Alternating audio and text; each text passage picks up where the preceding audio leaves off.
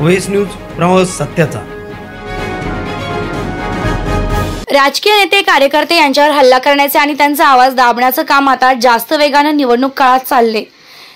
तसेच राज्यात जर राजकीय नेते कार्यकर्त्यांची मुस्कटदाबी करण्याचा प्रयत्न जर होत असेल तर महाराष्ट्रात शिवसेना, काँग्रेस आणि राष्ट्रवादीचे कार्यकर्ते एकसंघ होऊन त्यांचा मुकाबला करतील असं वक्तव्य प्रदेशाध्यक्ष जयंत पाटील यांनी शिर्डीत केलंय।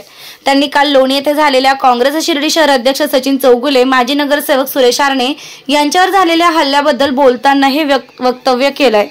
राजकीय कार्यकर्ते नेते यांच्यावर हल्ला करणे आणि त्यांचा आवाज दाबण्याचं काम आता जरा जास्त वेगात निवडणुकांपर्यंत चालेल असं मला वाटतंय।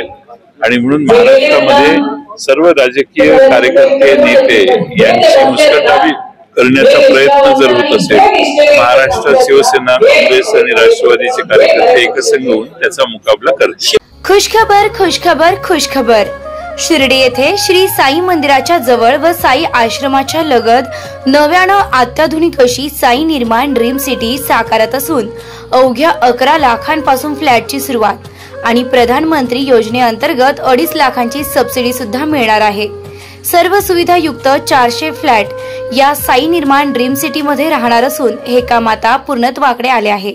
डिसेंबर 2024 ला आपण या सुसज्ज इमारतीत आपल्या स्वतःच्या फ्लॅट मध्ये वास्तव्यास जाणार आहात। तेव्हा त्वरा करा, आजच आपला फ्लॅट बुक करा आणि आपल्या स्वप्नातील हक्काच्या सुंदर घराचं स्वप्न साकार करा।